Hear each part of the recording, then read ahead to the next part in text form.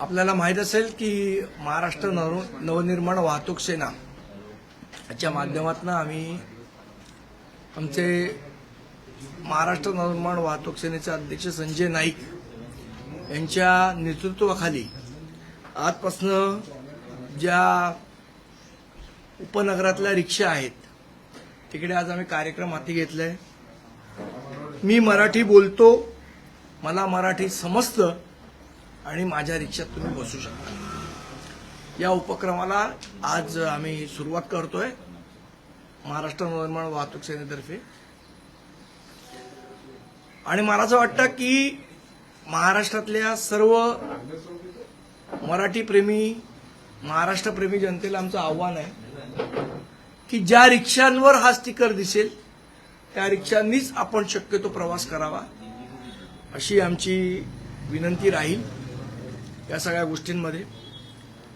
कारण मला मराठी येत नाही, मी मराठी बोलणार नाही, असा जे माच करणारे लोक आहेत, मला असं वाटतं त्यांना धडा शिकवायची ही योग्य वेळ आहे. आणि त्या दृष्टीने हा कार्यक्रम आमच्या महाराष्ट्र नवनिर्माण वाहतूक कर्मचारी सेनेतर्फे आम्ही घेतलेला आहे. पण पुढच्या महिन्यामध्ये, मे महिन्यामध्ये रिक्षा चालक मालक संघटना आहेत त्या संपावर जाण्याच्या तयारीत आहेत. त्याच्यामुळे कुठेतरी मुंबईकरांना हाल सोसावे लागणार आहे. महाराष्ट्र नवनिर्माण वाहतूक सेना अशा कुठल्याही संपाला आम्ही पाठिंबा देणार नाही.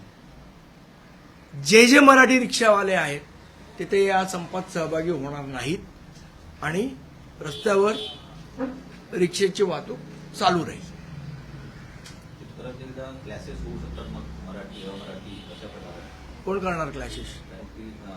ज्या प्रकारे शशांक राव कोण करणार क्लॅशेस? मराठी अमराठी जे अमराठी लोक आहेत त्यांनी करून तर एकदा हिंमत तर दाखवा क्लॅशेस करायची. मग बघू. ज्यांना महाराष्ट्रात मराठी बोलायची लाज वाटते ते क्लॅशेस करणार आणि आम्ही ते सहन करायचे.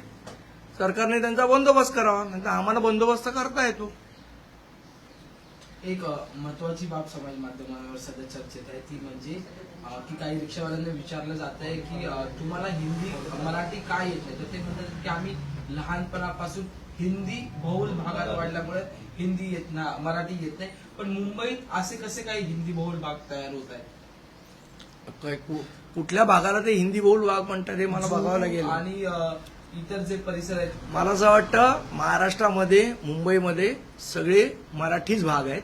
इथे कुठलाही हिंदी भाग किंवा कुठल्याही घाटकोपरची भाषा गुजराती नाही. सदावर्तेंनी आक्रमक भूमिका घेतली. सदावर्तेंच्याबद्दल बोलू नका. आक्रमक भूमिका घेऊन घरातच बसायचंय त्यांना, त्याच्या पुढे काय जात नाहीत ते. त्यामुळे त्यांच्या भूमिकेला आम्ही काही विचारत नाही. तुम्ही आता रिक्षा संदर्भात म्हणताय, परंतु अनेक कंपन्या आहेत किंवा अनेक इमारती देखील असतात त्याच्यामध्ये मराठी लोकांना सगळ्यांनी मराठी बोललं पाहिजे हा आग्रह आमचा पहिलाच आहे आणि त्याची सुरुवात पण झालेली आहे. आणि आता आपण जर बघाल तर लोक मराठी बोलतात आणि शिकण्याचाही प्रयत्न करतात आणि ही चांगली गोष्ट आहे. आम्ही त्याचं स्वागत करतो. हाही प्रश्न उपस्थित केला जातोय की रिक्षात बसण्यासाठी भाषेची काय गरज आहे? तुम्हाला कुठे जायचं आहे हे फक्त सांगण्यापुरतं जर त्याला मराठी येत असेल तरी ओके आहे, अशी पण एक प्रतिक्रिया. मग निदान समजली पाहिजे ना. हमको मराठी ने आता हिंदी में बात करू असं बोलणाऱ्यांसाठीच ही गोष्ट आहे. जर तो बोलला मराठी आमचं काहीच म्हणणं नाही. ज्या कस्टमरला किंवा ज्या पॅसेंजरला समजा मला इकडनं त्याला एखादा पत्ता समजून सांगायचा, तेवढं समजण्यापुरतं तर मराठी आलंच पाहिजे ना त्याला. आणि महाराष्ट्रात राहायचंय, मुंबईत राहायचंय, इथे तुम्हाला व्यवसाय करायचा तर इथली भाषा आली पाहिजे. तुम्ही जर्मनीला जाता आणि तिथे जॉब करतात. आता खूप लोक जर्मनी शिकल्याशिवाय त्यांना जॉब मिळत नाही तिथे. फ्रान्सला जातात, फ्रेंच शिकल्याशिवाय जॉब मिळत नाही तिथे. तामिळनाडूला जातात, तामिळ शिकावंच लागतं. गुजरातमध्ये गुजरातीच बोलतात. मग महाराष्ट्राने आणि मुंबईने काय पाप केलंय? संदीपजी, ज्या रिक्षा चालक किंवा कॅब चालक असतील त्यांना मराठी जर येत नसेल तर मनसे अशा चालकांसाठी एक पुढाकार घेऊन त्यांना मराठी शिकता येईल किंवा शिकवणारच ना प्रताप सर नाही. तुम्ही ज्या पद्धतीने आता काही आमची शिकवायची पद्धत थोडी वेगळी आहे. ते चांगल्या पद्धतीने शिकवतील असं वाटतं. तुम्ही आता काही उदाहरणं दिली काही देशांची, काही राज्यांची. आता रिक्षा परवाना देताना पण मराठी कंपल्सरी करण्यात आलं. अशाच पद्धतीने आता नाही कंपल्सरी केलंय. आपण कृपया समजून घ्या, हा नियम खूप आधीच आहे की तुम्हाला स्थानिक भाषा, आणि हा फक्त महाराष्ट्रात नाही, हा तुम्हाला वाटत असेल महाराष्ट्रात आहे, हा सुरतला पण आहे, हा तामिळनाडूमध्ये पण आहे, हा कर्नाटकमध्ये पण आहे.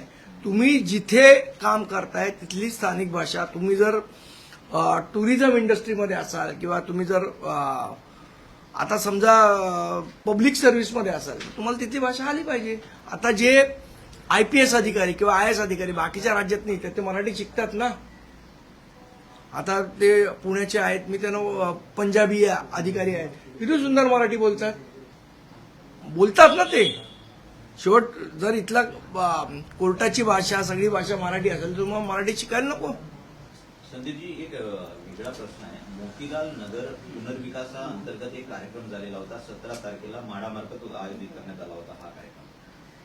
IAS अधिकारी असलेले उपाध्यक्ष पाडाचे संजीव जायस्वाल यांनी ज्या प्रकारे एका नागरिकांच्या संदर्भात भाषा वापरली, गुंडगिरीची भाषा वापरली, घुसखोर म्हणाले, तुम्हारे को यहाँ से उठा के लेके जाऊंगा, अशा प्रकारची भाषा एका IAS अधिकाऱ्याला शोभा देते का? याविषयी काय सांगा? मला वाटतं हा संजू जयस्वालांचा पहिला प्रकार नाही आहे. याच्या आधी सुद्धा अशा प्रकारच्या तक्रारी त्यांच्या विरुद्ध झालेल्या आहेत. त्यांनी एका भाडेकरू का कोण होतं मला माहित नाही, पण काही तक्रार घेऊन त्यांच्याकडे गेलेलो, त्याला त्याच्या कॅबिनमध्ये मारलं त्यांनी आणि त्यांच्या अंगरक्षकांनी. तर मला असं वाटतं संजू जयस्वालांवर योग्य ती कारवाई सरकारने केली पाहिजे. जर का हिंदी पिक्चर बघून बिघडलं ते अधिकारी मला माहित नाही. नाही, या अधिकाऱ्यांचं जे खातं आहे गृहनिर्माण किंवा एकंदरीत नगर विकास, ते उपमुख्यमंत्री एकनाथ शिंदेकडे आहे. एकनाथ शिंदेच्या खात्याअंतर्गत उपमुख्यमंत्र्यांनी करावी, कोणी करावी, पण कारवाई. अधिकारी पहिले ठाण्याचे आयुक्त आणि जिल्हाधिकारी राहिलेले आहेत. नाही, मला असं वाटतं त्यांचे काय रिलेशन्स आहेत उपमुख्यमंत्री शी, याच्यापेक्षा उपमुख्यमंत्र्यांची जनतेची रिलेशन्स आहेत ना. जर जनतेशी एखादा अधिकारी अशा पद्धतीने वागत असेल तर त्याच्यावर कारवाई झालीच पाहिजे, असं आमचं ठाम मत आहे. सिव्हिल कोड ऑफ कंडक्टमध्ये असं म्हटलं आहे की IAS किंवा IPS अधिकाऱ्यांनी सौजन्यतेने वागायला पाहिजे. जे संविधान, मला असं वाटतं हे तर मला मान्यच आहे, पण ते का वागत नाही त्याचं उत्तर एकनाथ शिंदे साहेबांनी दिलं पाहिजे. नाही, एवढी गुर्मी येते कुठनं? अमराठी भाषा अधिकारी याची गुरुमी याच्यातनं येते की माझं कोण काय वाकडं करू शकत नाही, तर ते वाकडं होऊ शकतं हे त्यांना दाखवायला पाहिजे सरकारने. तो डिटरन्स निर्माण करायला पाहिजे. एक असं महत्वाचं काल एक व्हिडिओ व्हायरल झाला कालच्या जन आक्रोश मोर्चामधून. मंत्री गिरीश महाजन हो, यांना ते बघितलं मी. गेट आउट म्हणते आणि वेगवेगळे शब्द वापरते. कसं पाहते त्या व्हिडिओवरती काय नाही, मला असं वाटतं एक सामान्य नागरिक म्हणून त्यांनी त्यांची भावना व्यक्त केली की तुम्ही मोर्चा काढताय, आम्हाला त्रास होतोय. लोकशाहीमध्ये प्रत्येकाला प्रत्येकाचं म्हणणं मांडण्याचा अधिकार आहे, आणि मांडलं. गुजरातचे काही व्हिडिओज आहेत ते खूप मोठ्या प्रमाणात व्हायरल झाले. सुरत स्थानकावर जे अगुजराती हिंदी लोक भाषिक प्रवासी आहे ते गॅस संपलाय किंवा इतर गोष्टींच्या त्रासामुळे आपल्या राज्यात परत जातात आणि चेंगराचेंगरीची परिस्थिती होते, लाठीचार्ज होते, अशा प्रकारची ती परिस्थिती होती. तर मला असं वाटतं हा आता प्रत्येक राज्याने विचार करायला पाहिजे की आपली लोक आपल्याच राज्यात कसे राहतील. आता योगी आदित्यनाथांसारखे थोर पुरुष जाऊन सगळीकडे भाषणं देत फिरतात इलेक्शनच्या वेळेला, त्यापेक्षा त्यांच्या राज्यातले लोक त्यांच्याच राज्यात कसे राहतील, त्यांना तिथेच कसा रोजगार मिळेल, याच्यावर जास्ती विचार त्यांनी केला पाहिजे.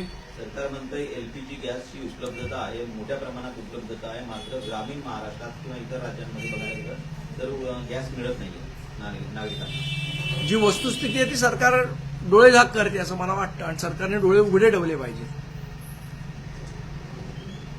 एक महत्वाचा विषय अजून मला मांडायचा आहे, तो आहे दरवाजा बंद कर ना.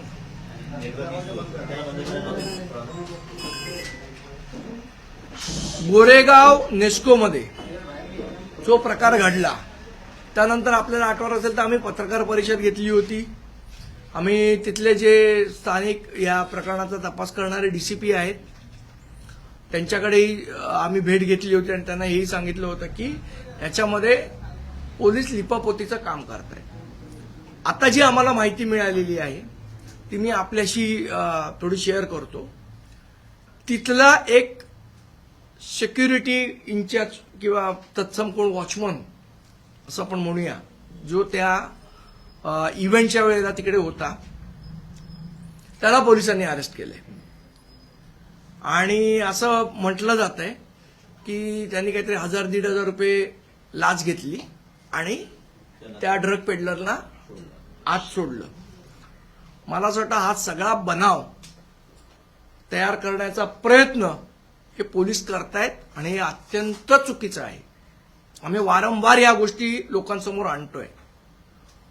म्हणजे त्या सिक्युरिटीवाल्या वॉचमनला पकडून हा अख्खी केस बंद करण्याचा घाट पोलीस घालतायत.